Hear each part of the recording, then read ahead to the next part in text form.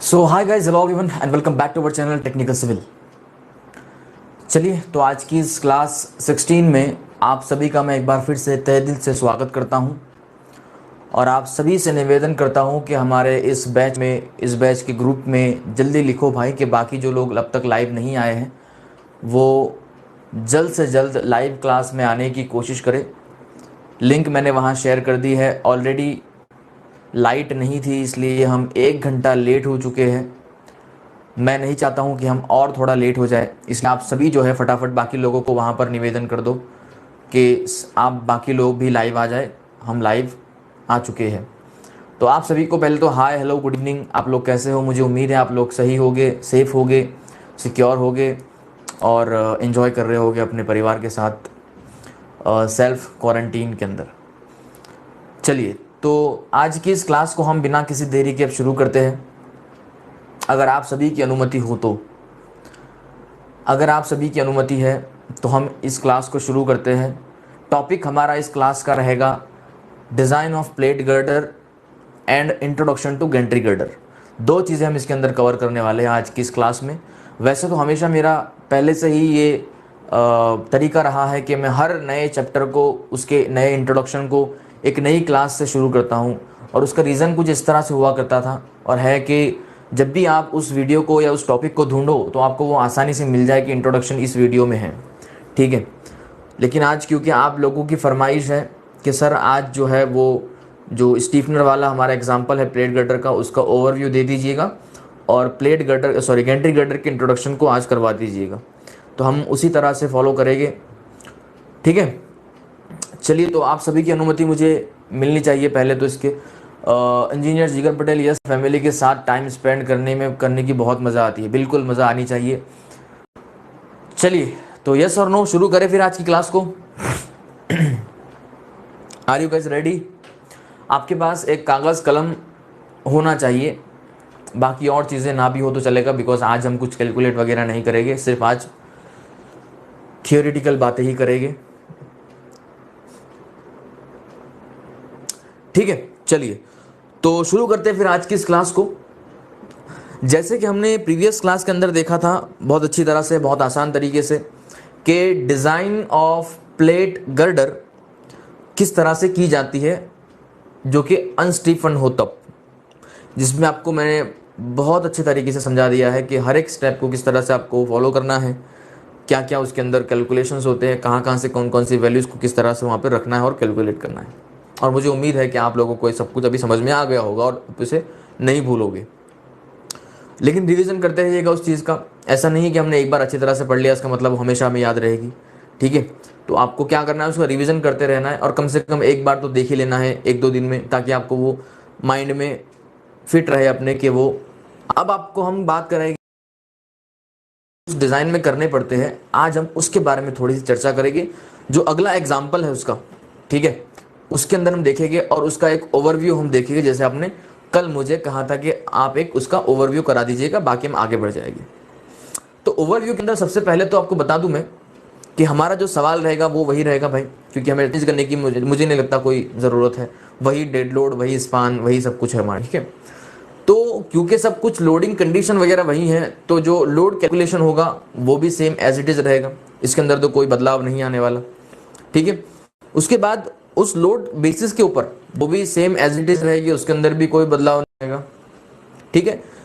Section selection जो होता है वो भी सेम रह सकता था, लेकिन चूंकि हम यहाँ पर इंटरमीडिएट स्टिफनर प्रोवाइड कर रहे हैं तो हमें थोड़ा सा यहाँ पर जानबूझ के कुछ चीज़ों को इस तरह से कंसिडर करना पड़ेगा कि जहाँ हमें आगे स्टिफनर की ज़रूरत पड़े, हमें एक सिलेंडर सेक्शन को यहाँ पर कंसिडर करना पड़ेगा। सिलेंडर सेक्शन मतलब क्या होता है, मैंने आपको बताया था कि जिसकी हाइट ज़्यादा हो और थिकनेस कम हो, पतला हो, तो ऐसा एक सेक्शन हमें यहाँ पर कंसिडर करना होगा। तो हमारे डिज़ाइन जो है यहाँ से थोड़ी डिफर करेगी, ठीक है।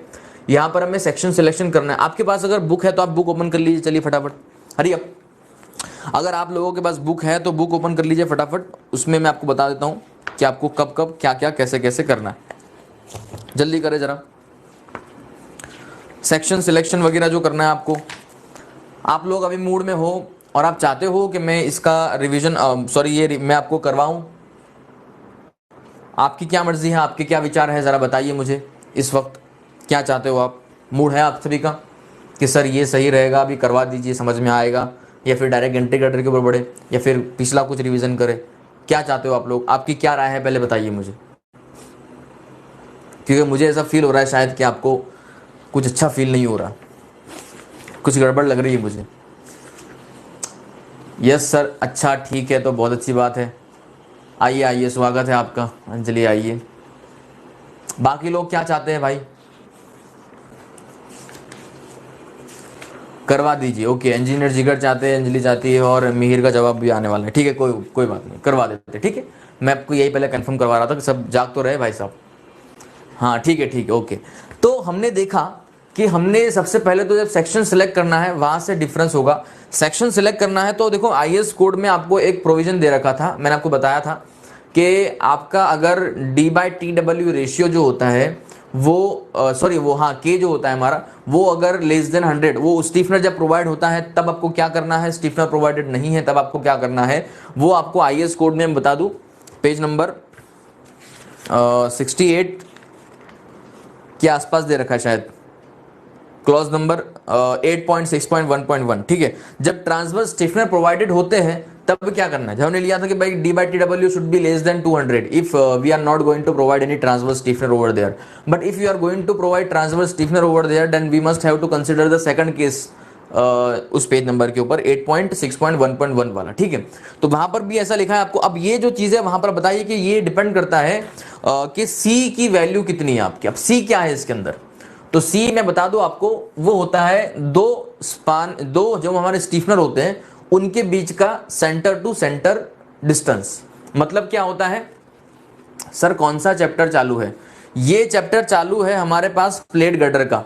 यूसुफ आप पहले बताइए आपको कौन सा चैप्टर पढ़ना है, क्योंकि आप बार बार ये सवाल पूछते हो कि सर कौन सा चैप्टर चल रहा है, कौन सा चैप्टर चलेगा, कौन सा चैप्टर बाकी है, कौन सा चैप्टर चल रहा है। तो जरा आप मुझे बता दीजिए पहले कि आप कौन सा चैप्टर करना चाहते हो। प्लीज इस सवाल के जवाब को आप दे दीजिए, मुझे बताइए, अभी क्लियर कीजिए कि आप कौन सा चैप्टर करना चाहते हो।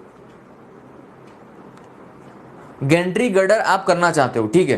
तो गेंट्री गर्डर इसी एग्जाम्पल की ओवरव्यू के बाद हम इसी लेक्चर के अंदर शुरू करेंगे, तो आप बने रहिए हमारे साथ, ठीक है। सही समय पर और सही क्लास में आप आए हो। चलिए, तो मैंने बताया था आपको कि भाई सेंटर टू सेंटर जो स्पानिंग होता है दो स्टीफनर के बीच का, ठीक है। मान लीजिए हमारा एक स्टीफनर यहां पर प्रोवाइडेड है, ठीक है, और दूसरा स्टीफनर यहां पर प्रोवाइडेड है, तो इन दोनों के बीच का जो सेंटर टू सेंटर डिस्टेंस होगा उसे हम सी कहेंगे, उसे हम, sorry for the interruption guys. हाँ, तो यहां पर जो हम D/T की वैल्यू लेते हैं वो डिपेंड करता है कि आपकी वैल्यू यहां पर कितनी है, ठीक है। इसकी तो हमें पहले तो ये एजम्पशन लेना होगा इसके अंदर कि भाई 3D, इसमें सब कुछ जो है वो सारा सब कुछ जितने भी कंसिडरेशंस है, जितने भी सब कुछ यहां पर हम ले रहे हैं, समझ रहे हैं, वो सारा एजम्पशन के बेसिस पर है। कुछ चेक इसके अंदर आएगी आगे, वो चेक करने पड़ेगी, ठीक है। तो ये थोड़ा सा यहाँ पे पेचीदा हो जाता है। तो आपको पहले तो ये सेंटर डिस्टेंस आपको समझना होगा कि भाई 3D से लेकर D के बीच में है, तो आपने जो है D/TW की वैल्यू जो है वो 200 से कम लेनी है, 200 एप्सिलॉन से कम लेनी है। मतलब हम यहाँ पर 150 भी ले सकते हैं जो हमने पहले एग्जाम्पल में लिया था, लेकिन हम जानबूझ के नहीं लेंगे क्योंकि हमें इसको क्या करना है, स्टीफनर बनाना है, स्टीफन बनाना है, ठीक है, हमें इसलिए स्टीफनर प्रोवाइड करना है। तो हम क्या करेंगे, 180 ले लेंगे हमने। तो अब ये D की जो ऑप्टिमम डेप्थ थी इसकी वैल्यू, उसके अंदर हम 180 रखेंगे तो हमारे पास 1500 समथिंग इसकी वैल्यू आ रही है। 1500 समथिंग वैल्यू आ रही है तो इसकी जो थिकनेस है, अब हम 12 mm भी ले सकते थे, हम 10 mm भी ले सकते थे, लेकिन जानबूझ के हमने यहाँ पर 8 mm लिया। क्यों लिया? क्योंकि हमें इसको स्टीफन बनाना है, स्टीफनर प्रोवाइड करना है, इसको हमें सिलेंडर बनाना है। सिलेंडर बनेगा तब इसके अंदर स्टीफनर की जरूरत पड़ेगी, ठीक है, ये चीज है। तो हमने यहाँ पर 8 mm की थिकनेस वाली प्लेट यूज कर ली और हमने ये सेक्शन इसका देख लिया कि भाई ये सेक्शन के अंदर जो है आपको check for buckling, shear buckling जो है वो चेक करना होगा using simple post critical method और वॉट एवर दिस, ओके। ये 67 एप्सिलॉन से ज्यादा होता है तो ये हो रहा है, ठीक है। उसके बाद हमने फ्लैंज का एरिया कंसिडर कर लेना, जो प्रोसेस हमारी थी पहले हमने एग्जांपल में की थी, बस डिट्टो वही प्रोसीजर आपको यहाँ पे फॉलो करनी है और उसी के बेसिस पर आपको फ्लैंज का थिकनेस या उसका सेक्शन जो है आपको कंसिडर करना है, ओके। इसमें यहाँ तक कुछ नया था नहीं। उसके बाद आपको minimum web thickness requirement step जो आता है 4th वाला, ठीक है, उसके अंदर आपको 2 चेक करने होते थे, एक तो सर्विसिबिलिटी चेक होता है और दूसरा compression flange buckling requirement check होता है, ठीक है। ये दो चेक आपको करने हैं इसके अंदर, ठीक है। अब इसमें 2 मिनट, ज़रा अभी अजान हो जाएगा अचानक, तो मैं थोड़ा अपने वॉल्यूम को कम कर लेता हूँ। हाँ, जिगर का जवाब है कि sir k is equal to 180 कहाँ से लिया। अच्छा, तो मैंने आपको बताया इज इक्वल टू 180 जो है वो हम d बाई टी डब्ल्यू की रेशियो। एक काम करो, आप आई एस कोड में जाइए, पेज 8.6.1.1 में जाइए। चलिए 8.6.1.1 आई एस कोड 8.6.1.1। ठीक है, देखो यहाँ पर आइए, come over here, page number 63 में आइए। ठीक है, यहाँ पर हम अक्सर देखा करते थे। तो यहाँ पर देखो, सबसे पहले इसके अंदर जो सर रिक्वायरमेंट है ए में, ठीक है, स्टीफनर प्रोवाइडेड नहीं है। तब बी में क्या कर रखा है, जब only Stephenson, transverse Stephenson provided है। तो यहाँ पर आपको देखो 3 कंडीशन या 4 कंडीशन दे रखी है आपको। पहले कहा गया है कि 3D से D के बीच में अगर C हुआ, मतलब spacing, centre to centre spacing अगर हुआ, तो D by T W should be less than equal to 200 epsilon. अगर 0.74 D से D के बीच में हुआ तो आपको दूसरा केस लेना है। C greater than less than D हुआ तो आपको तीसरा केस लेना है, और C ग्रेटर देन 3D हुआ तो चौथा। तो ये डिफरेंट केसेस है। आपने किया कि हमारा जो स्पान है, जो हमारा वो सेंटर टू सेंटर स्पेसिंग है, ये 3D से लेकर D के बीच का है। 3D से लेकर D के बीच हमने ये कंसिडर किया। ओके, तो देखो यहां पर क्या हो रहा है कि ये 3D से और D के बीच में हमने पहला केस लिया। तो पहले केस के मुताबिक जो हमारा यहां पर D by T W ratio होना चाहिए, D by T W ratio, वो आपका होना चाहिए यहां पर less than equal to 200 epsilon.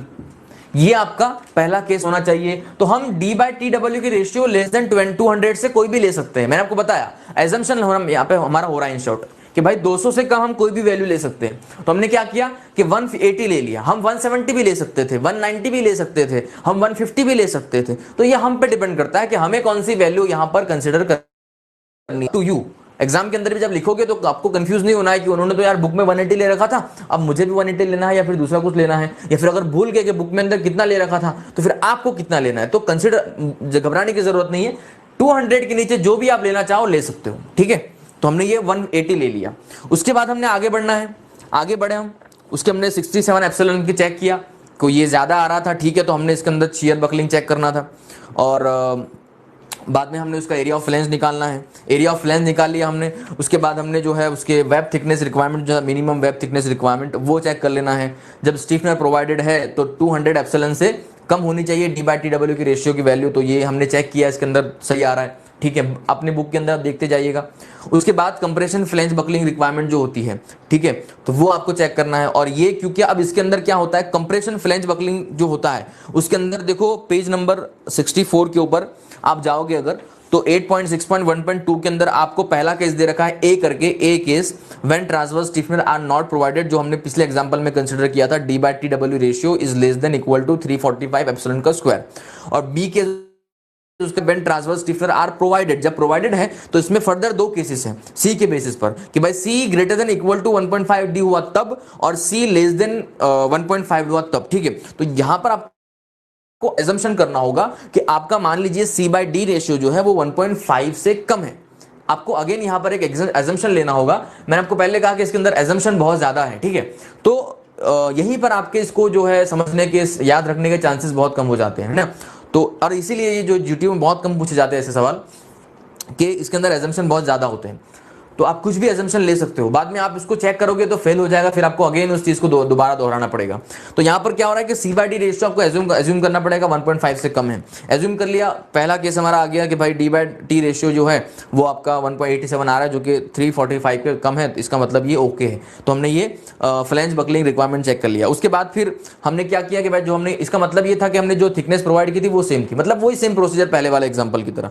उसके बाद फिर मोमेंट कैपेसिटी चेक कर लो, उसके अंदर भी वही चीज है, उसके अंदर कोई बदलाव नहीं होगा। देन आपकी जो शेयर कैपेसिटी है उसको चेक कर लो। अब देखो मोमेंट कैपेसिटी के अंदर तो ये पास हो जाएगा, लेकिन शेयर कैपेसिटी के अंदर इसने फेल होना चाहिए। क्यों? अगर ये फेल होगा तभी आपको स्टीफनर की जरूरत पड़ेगी। शेयर कौन लेता है? वेब लेता है। वेब स्टीफनर कहां प्रोवाइड करेंगे? वेब में प्रोवाइड करेंगे। अगर शेयर कैपेसिटी के अंदर वेब पास होता है तो आपको फिर स्टीफनर प्रोवाइड करने की कोई जरूरत है ही नहीं।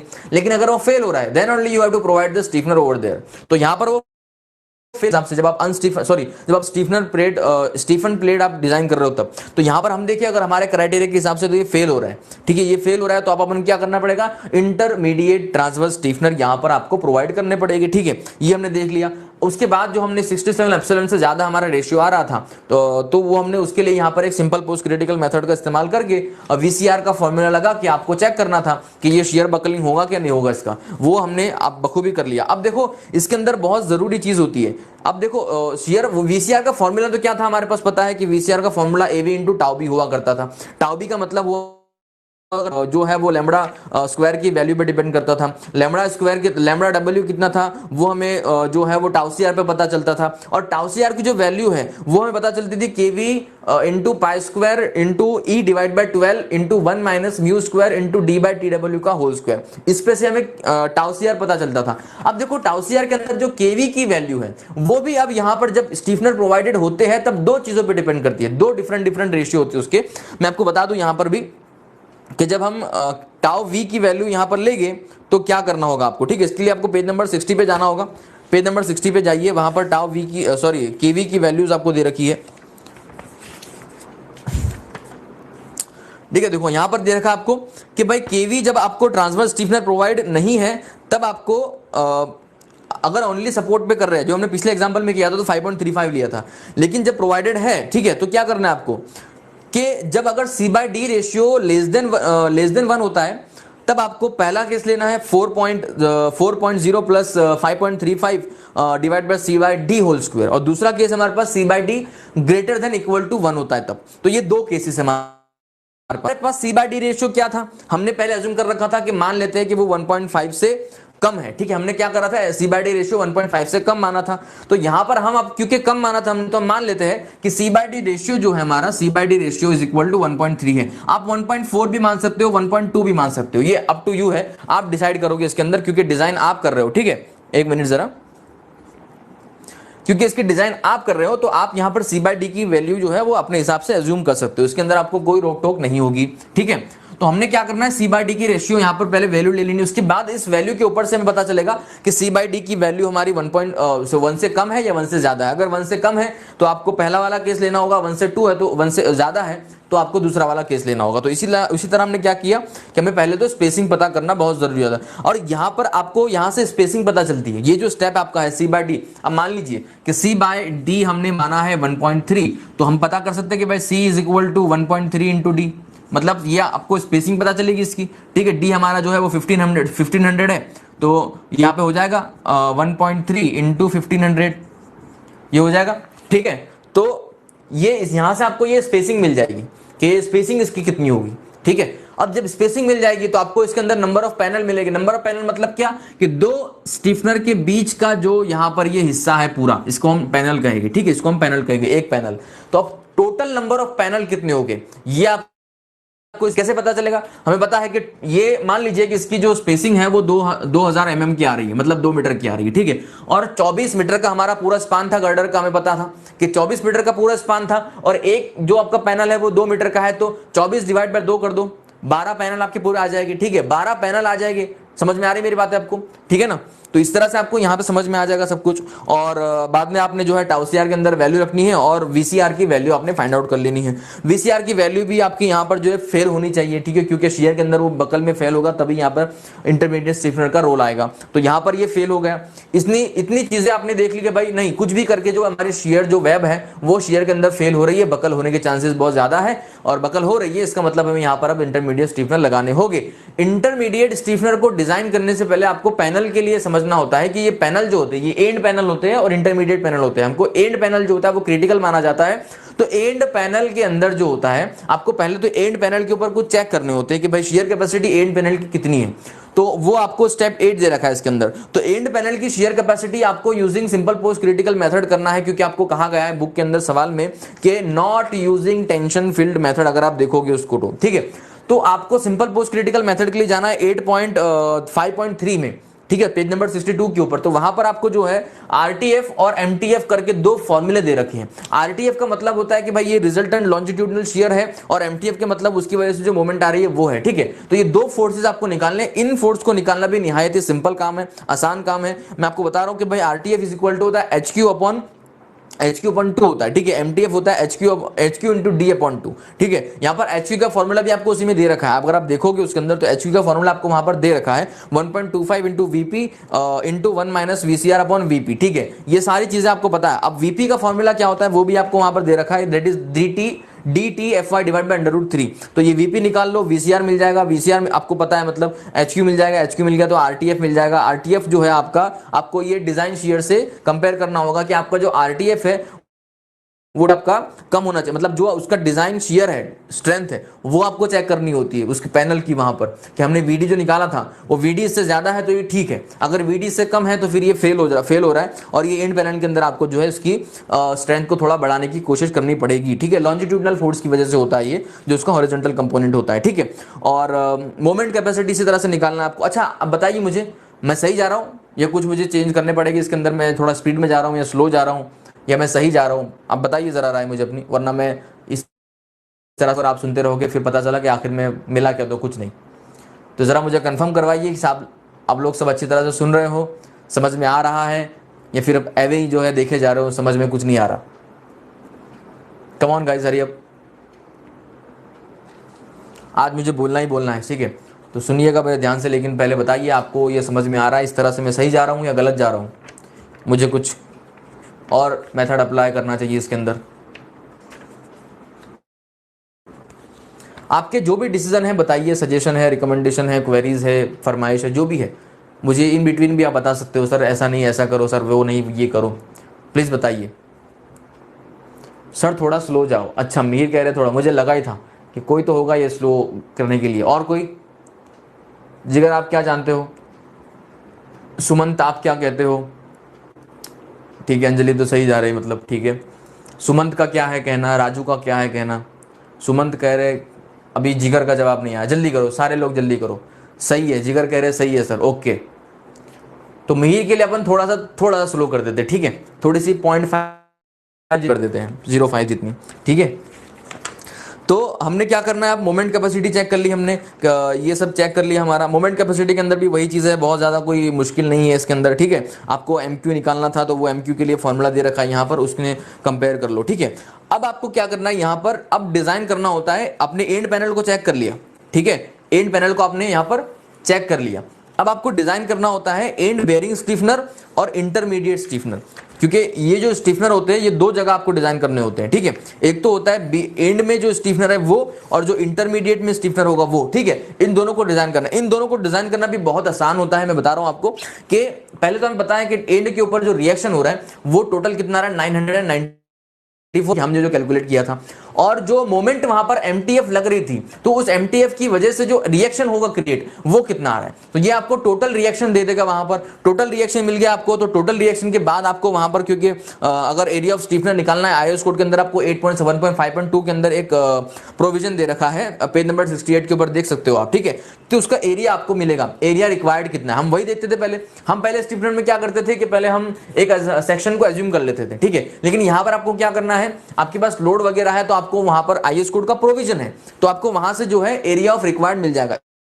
एरिया रिक्वायर्ड हमें मिल गया, तो अब एक बार आपको यहां से एक सेक्शन को एज्यूम करना होगा, और वो सेक्शन अब इस तरह से एज्यूम करोगे कि उसका एरिया रिक्वायर्ड से ज्यादा हो, रिक्वायर्ड एरिया से ज्यादा हो। तो हमने क्या किया यहां पर कि भाई 200/20 का एक एरिया हमने ले लिया है, ठीक है, 200/20 का, क्योंकि दोनों तरफ स्टिफनर लगेगा, तो इसका टोटल एरिया कितना हो जाएगा, वो हो जाएगा 8000 mm स्क्वायर का, और हमें जरूरत थी करीबन 4000 mm स्क्वायर की जितनी। ठीक है, तो 4000 की जरूरत थी, 8000 प्रोवाइड कर दिया, तो ये बिल्कुल सेफ है, डबल अभी ले सकता है उसके अंदर ही। ठीक है, तो ये हमने इसका मतलब देख लिया कि स्टिफनर इस तरह से प्रोवाइड करना है। अब जो स्टिफनर हमने लिया है उसके आउटस्टैंडिंग विथ हमें बताया 20 TQ वगैरह और 14 TQ वगैरह चेक कर लो, उसके अंदर आपको कोई कंफ्यूजन नहीं होना चाहिए। ठीक है, उसके बाद आता है बकलिंग। बकलिंग चेक करना है, जो हमने स्टिफनर प्रोवाइड किया वो बकलिंग को रोकने बकल होगा या नहीं होगा, जो हमने पहले किया था वही सेम होगा यहाँ पे चीजें, ठीक है। यहाँ पर भी आपको जो है उसके लिए अलग से पेज नंबर 66 के ऊपर प्रोविजन दे रखा है कि भाई जो मोमेंट ऑफ इनर्शिया है वो आपको यहाँ पर देखना है, और इसका जो फॉर्मूला होगा वो PD इज इक्वल टू ए, मतलब इफेक्टिव एरिया इंटू FCD, जो हमने पहले किया था, ठीक है। End bearing stiff sorry load bearing stiffener के अंदर जो हमने किया था, लोड बेरिंग के अंदर ही किया था हमने, उसके अंदर area effective area into FCD था। तो इफेक्टिव एरिया पहले निकाल लो, उसके बाद FCD निकाल लो, और वो जो कंपेयर कर लो कि भाई हमारा जो PD है वो हमारे टोटल रिएक्शन से ज्यादा है या कम है। ज्यादा होना चाहिए ऑब्वियसली, अगर ज्यादा होगा तो ही वो वहां पर सेफ रहेगा, अगर वो उस रिएक्शन से कम होगा तो वो वहां पर सेफ नहीं रहेगा। हमने देखा यहाँ पर सेफ आ रहा है, ज्यादा आ रहा है मतलब सेफ है, ठीक है। उसके बाद हमने क्या किया कि जो स्टीफनर था लोड बेरिंग स्टीफनर, अब उसकी बेरिंग कैपेसिटी कितनी है, बकलिंग तो हमने निकाल लिया। अब बेरिंग देखो, अब बेरिंग कैपेसिटी अगर आप इस एग्जांपल को कर रहे हो तो बेरिंग कैपेसिटी निकालने की आपको कोई जरूरत नहीं है, बिकॉज ये बेरिंग के अंदर सेफ है, तभी तो ये बकलिंग नहीं होगा। वरना अगर इसकी स्ट्रेंथ इतनी है तभी तो ये बकल नहीं होगा। अगर इसकी स्ट्रेंथ नहीं है, अगर वो इतना बियर करने के लायक ही नहीं है, तो वो अपने आप बकल हो जाएगा वहां पर। तो ये अगर आप चेक रहने देते हो तो भी चलेगा, लेकिन करोगे तो मैं आपको बता देता हूं, ठीक है। इसके अंदर क्या करना है, आपको कुछ नहीं करना है, जो आपको पेज नंबर 67 के ऊपर फॉर्मूला दे रखा था हमारे लिए कि B into TW into FY divide by gamma M0, उसी फॉर्मूले का इस्तेमाल यहाँ पर आपको करना है, और उसी फॉर्मूले का इस्तेमाल करके आपको यहाँ पर क्या करना है, इन सारी वैल्यूज को N2 को निकालना है, FW निकालना है, और इसके बाद आपको जो है इसकी जो बेरिंग स्टीफनर की स्ट्रेंथ है वो आपको कैलकुलेट कर लेनी है, ठीक है। देखो ज्यादा डिटेल में जाऊंगा इसके अंदर में तो और ज्यादा डिटेल में मुझे जाना पड़ेगा, अगर आप चाहो तो। अगर आप चाहते हो कि मैं इसी तरह से आगे चलूँ तो ठीक रहेगा फिर, वरना इसके अंदर अगर डिटेल में जाओ तो फिर इससे बेहतर होगा कि मैं आपको एग्जांपल करवा ही दूं। वरना अगर ओवरव्यू तो भी इसी तरह से मैं चलना चाहिए मुझे शायद, कि भाई ये जो है SD और FQ जो है रिएक्शन आपका, ठीक है, वो यहां पर कंपेयर करना होता है आपके लोड बेरिंग। और अगर मैं कहता हूं आपको कि आप इसे करिए ही मत, इसकी जरूरत नहीं है, ठीक है, खामखा इसके अंदर आपका समय बर्बाद होगा। तो ये जो लोड बेरिंग का आपका स्टेप है सपोर्ट A के ऊपर, उसे आप नेग्लेक्ट कर दीजिए, उसे आप जो इग्नोर कर दीजिए। अगर करोगे तो कर सकते हो, लेकिन आपका समय बचेगा और टाइम बचेगा, और इसका मतलब समय टाइम एक ही होता है आपका, लेकिन इसके अंदर ध्यान बचेगा, मतलब कंफ्यूज आप नहीं होगे इसके अंदर, ठीक है। और इसकी जगह पे आप दूसरा एक स्टेप इसके अंदर कर सकोगे जिसके आपको अच्छे खासे मार्क मिल सकते हैं, ओके। तो ये हमने पहले तो जो हमारा जो एंड स्टिफनर था A के ऊपर, वो डिजाइन इस तरह से करना है। पहले हमने क्या करना है, उसका एरिया ऑफ रिक्वायर्ड कितना था वो निकाल लेना है, उसके बाद हमने सेक्शन प्रोवाइड करना है, फिर एक रिक्वायर्ड से प्रोवाइड हमने ज्यादा है कि नहीं वो चेक कर लेना है, उसकी बकलिंग स्ट्रेंथ कितनी है वो चेक कर लेना है, दैट्स ऑल। ये हमारा हो गया एंड बेरिंग स्टीफनर का डिजाइन।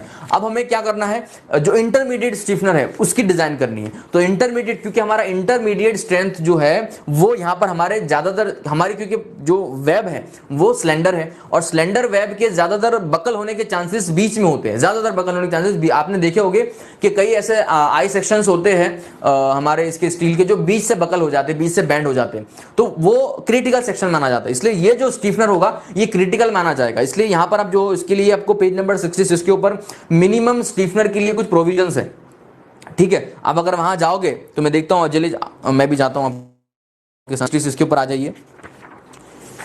मिनिमम स्टीफनर का वहां पर आपको जो है एक प्रोविजन है 8.7.2 के अंदर, 8.7.2.4 के अंदर आपको देखिए यहां पर एक प्रोविजन दे रखा है, इस तरह का ये पेज नंबर है यहाँ पर, और यहाँ पर जो है एक ये प्रोविजन आपको दे रखा है मिनिमम स्टीफनर का, ठीक है। तो इसके अंदर C/D रेशियो अगर ग्रेटर √2 हुआ तो आपको जो है वो आपका मोमेंट ऑफ इनर्शिया जो होगा स्टीफनर का वो greater than equal to 0.75 dt³ होना चाहिए। और अगर C/D ratio greater than less than √2 होता है तो आपको जो मोमेंट ऑफ इनर्शिया आपके स्टीफनर का है वो greater than equal to 1.5 d³ t³ होना चाहिए। इसका मतलब ये आपको दो तरीके दे रखे हैं। तो अब आपको पहले तो ये देखना होगा कि आपका जो C/D रेशियो है वो क्या है। तो हमारे पास जो हमारे अकॉर्डिंगली C/D रेशियो है वो है 1.33 which is obviously greater than less than 1.44, √2 मतलब होता है 1.414। तो ये 1.3 इज लेस देन 1. तो हम क्या करेंगे, जो सेकंड केस हमें दे रखा था कि IS जो होता है वो आपका ग्रेटर देन था ना, क्या लेस देन था, greater than equal to 1.5 d³ t³ होना चाहिए। तो हम पहले उस चीज को निकाल लेंगे, हमारे पास कितना आ रहा है 1.5 d³ t³ divide by c² that is equal to 0.648 आ रहा था, रिक्वायर्ड है हमारे पास। अब हम क्या करेंगे, अब एक इसके लिए अलग से एक फिर से सेक्शन को एज्यूम करेंगे। ये हमें रिक्वायर्ड पता चल गया कितना आ रहा है। अब हम प्रोवाइड करेंगे तो प्रोवाइड हम हमारे हिसाब से एज्यूम करेंगे और उसका मोमेंट ऑफ इनर्शिया निकाल लेंगे कि इसका मोमेंट ऑफ इनर्शिया कितना आ रहा है। इसका मोमेंट ऑफ इनर्शिया निकालने के बाद हम कंपेयर करेंगे कि जो हमने रिक्वायर्ड था वो कितना है और प्रोवाइडेड हमने ज्यादा किया या नहीं किया है। अगर ज्यादा किया तो ठीक है, फिर अगर नहीं किया तो फिर उसको फिर से एज्यूम करो नया बड़ा वाला कोई सेक्शन, ठीक है। उसके बाद क्या करना है आपने यहाँ पर कि भाई आउटस्टैंडिंग जो उसकी आपने चेक कर लेनी है आईएस कोड के हिसाब से 14 टीक्यू वगैरह बीएस वगैरह जो भी आपको करना है कर लीजिए, मैंने आपको बता दिया था, ठीक है। उसके बाद बकल चेक कर लो इसका। अब जब बकल चेक करते हो, बकलिंग चेक होती है इसके अंदर, तो वो आपको पेज नंबर 67 के अंदर दे रखा है कि एफक्यू जो होता है इसके अंदर, एफक्यू मतलब जो उसका फोर्स ऑन हमारा स्टीफनर, क्यू मतलब स्टीफनर के लिए इस्तेमाल करते हैं लोग, ठीक है। तो V minus VCR divide by gamma M0 आपको दे रखा है और ये जो वैल्यू है देखिए वहां पर आइए 67 के ऊपर V minus VCR divide by gamma M0 should be less than equal to FQD। ये आपको वहां पर एक फॉर्मूला दे रखा है, आप पेज के ऊपर देख रहे होगे तो मैं आपको बता दूं क्लॉज नंबर 8.7.2.5 दे रखा है, उसके अंदर आपको वो फॉर्मूला दे रखा है कि V minus VCR divide by gamma M0 should be less than equal to FQD, ठीक है। मतलब डिजाइन जो उसका फोर्स होता है वो डिजाइन शेयर होता है वो, ठीक है। तो यहां पर VCR में पता है हमने पहले निकाला था VCR, ठीक है, जो हमने शेयर बकलिंग की थी सिंपल पोस्ट क्रिटिकल मेथड के अंदर, वो हमने निकाला VCR टाउ बी वगैरह निकाल के, ठीक है। तो VCR हमने निकाला, हमें पता है VCR कितना है। अब हमें यहां पर पता करना है कि जो हमारा सेकंड स्टीफनर होगा B, वो स्टीफनर के ऊपर शियर फोर्स कितना होगा। तो वो शियर फोर्स भी आप आसानी से निकाल सकते हो, shear force on any point that you can find out easily, ठीक है। तो हमारा ये 880 किलोन्यूटन आएगा। तो 880 मतलब FQ मिल गया कि भाई FQ कितना है, ये फोर्स ऑन स्टीफनर में मिल गया। अब डिजाइन जो फोर्स होता है वो निकालना है, ठीक है। तो वो हमें किस तरह से निकालना पड़ेगा, तो उसके लिए आप is equal to FCD into area.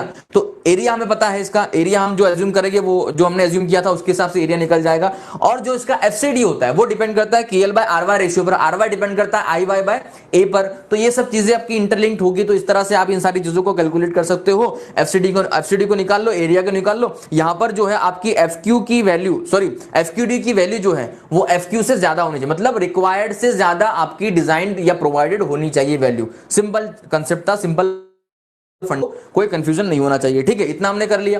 उसके बाद आगे बढ़ते हैं। तो आईएस कोड कहता है कि ये सब चीजें आपने कर ली है, ठीक है। अब आप जो है हम हमारे हिसाब से हम क्या कर सकते हैं, डायरेक्ट आप कनेक्शन दे सकते हैं, इसका वेल्ड कनेक्शन दोनों का दे सकते हैं। लेकिन आईएस कोड आपको कहता है कि आगे बढ़ने से पहले और सेफ्टी के लिए ये जो आपके इक्वेशंस है इसको जरा सेटिस्फाई कर लो। आपको ये पेज नंबर 67 के ऊपर दे रखी है, उसी के नीचे शायद, कि भाई FQ minus FX divide by FX divide by MQ divide by MY Q should be less than equal to 1।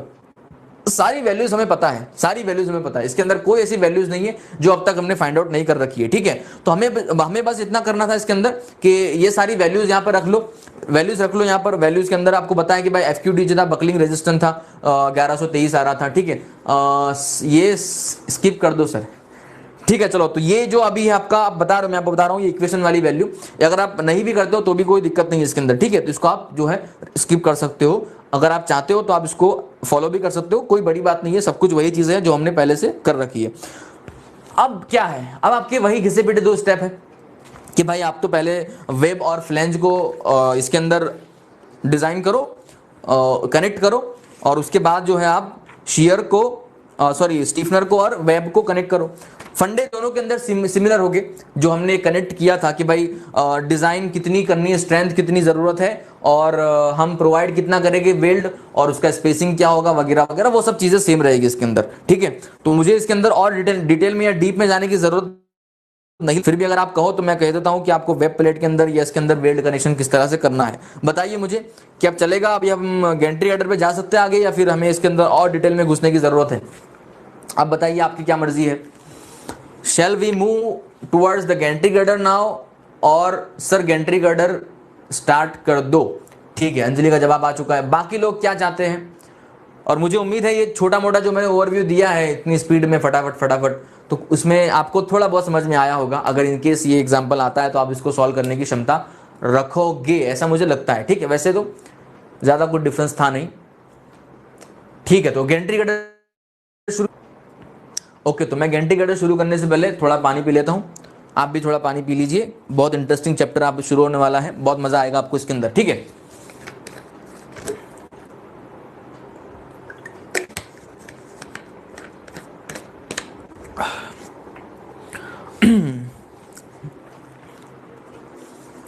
थोड़ा समझाओ सर, गैंट्री गर्डर स्टार्ट करो। सुमंत आपको मैं यही फिर से एग्जांपल समझा दूं, मतलब ये जो वेल्डिंग वाला है, वो वेल्डिंग वाला जो आपका आखिरी 2 स्टेप थे वो आपको समझने हैं क्या सुमंत?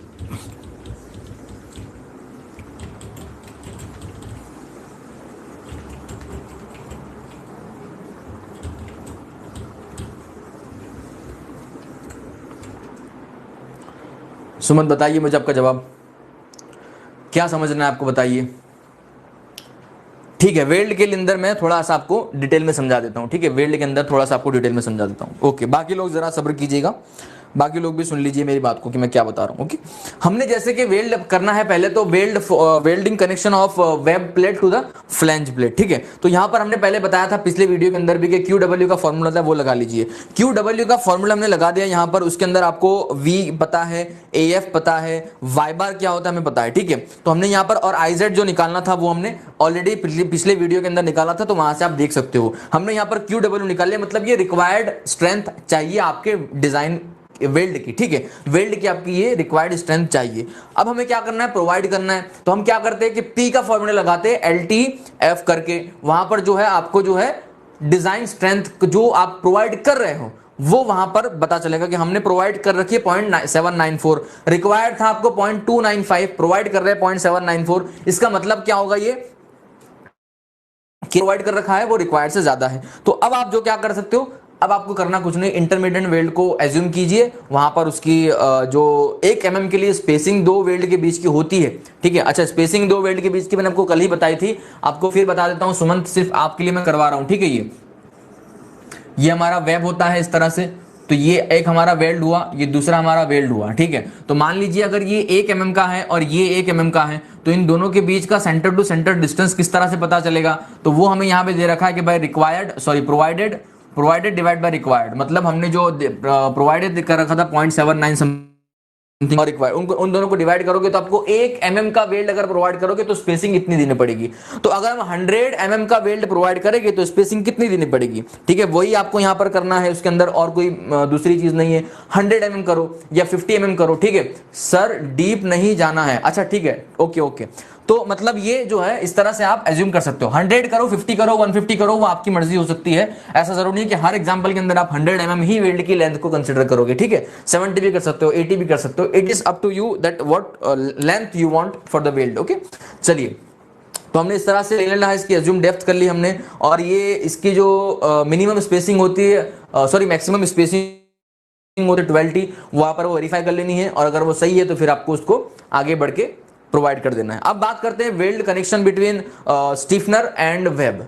तो स्टीफनर और वेब जो होता है यहाँ पर, ठीक है, स्टीफनर और वेब की जो डिजाइन होती है वो भी बड़ी सिंपल होती है, उसके अंदर भी कोई बड़ी धार मारने वाली चीज नहीं है। इसके अंदर मैंने बताया आपको कि भाई अब जब इसको कनेक्टिंग, जो देखो आईएस कोड के अंदर पेज नंबर 67 के अंदर जाइए, वहां पर देखिए आपको एक कनेक्शन ऑफ इंटरमीडिएट, ये एक 8.7.3.2.6 सॉरी 8 टॉप में आपको दे रखा पेज के अंदर। उसके लिए आपको कनेक्शन के लिए मैंने बताया था कि दो जो लोड होते हैं, एक तो इंटरनल उसके अंदर जो क्रिएट हो गए वो, और दूसरा जो एक्सटर्नल लोडिंग हो रहा है, तो Q1 Q2 आपको दोनों प्लस करने होंगे, और उसके बाद QW आपको मिलेगा। QW आपको मिलेगा तो QW के बाद आपको क्या करना है, वहां पर प्रोवाइड करना है जो हमने ऑलरेडी कर रखा है। प्रोवाइड के हिसाब से आपको फिर से स्पेसिंग निकालनी है और प्रोविजन दे देना कि भाई इतने इतने mm का आपको ये दे देना है वहां पे weld, and that is all. अब बीच में जो यहां पर है KL/R रेशियो वो वही है। ठीक है, इसके अंदर कोई नई चीज तो है नहीं।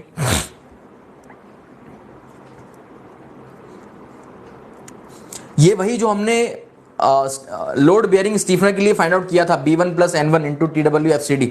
अब क्योंकि यहां पर हमने फाइंड आउट नहीं कर रखा है तो आपको ये कैलकुलेट फिर से करना है, ये नया स्टेप नहीं है। ठीक है, ये वही स्टेप है जो हमने ऑलरेडी कैलकुलेट कर रखा था, तो आप FCD TW × FCD निकाल लो, तो ये कोई बड़ी बात नहीं है। देखो सुमंत, आप जरा ध्यान से देखोगे तो समझ में आ जाएगा। ठीक है, फिर भी अगर आपको कोई डाउट हो तो आप मुझे पूछिएगा एनी टाइम, मैं आपको जवाब देने के लिए तैयार रहूंगा। तो मुझे लगता है कि मुझे अब इसके अंदर और ज्यादा डिटेल में जाने की या समझाने की जरूरत तो बिल्कुल नहीं है, क्योंकि ये वही है जो हमने पहले लेक्चर के अंदर कर लिया था। ठीक है, ओके ना, एग्री, समझ आ गया, ओके वेरी गुड। अब देखो, क्योंकि हम जो है हर एक नए चैप्टर को नए वीडियो से शुरू करते हैं, और नए वीडियो से शुरू इसलिए करते हैं ताकि जब भी आप बाद में उस टॉपिक को ढूंढो तो वीडियो के नाम से आपको पता चल जाए कि भाई ये इंट्रोडक्शन टू गैंट्री गर्डर है, डिज़ाइन ऑफ गैंट्री गर्डर है, तो दोनों में फ़र्क पता चल रहा है कि ये वीडियो हमने इंट्रोडक्शन दे रखा है, ये वीडियो हमने डिज़ाइन कर रखी है। ठीक है, ऑल ब्रदर एंड सिस्टर्स का लाइव सेशन लाइक कर दो, सर का लाइव सेशन, सॉरी सर का लाइव सेशन लाइक कर दो। चलो इससे तो कोई ज़रूरत नहीं, वैसे तो ठीक है, मतलब चलेगा, करते हो तो अच्छी बात है, नहीं करते तो कोई बुरी बात नहीं है। ठीक है, तो हम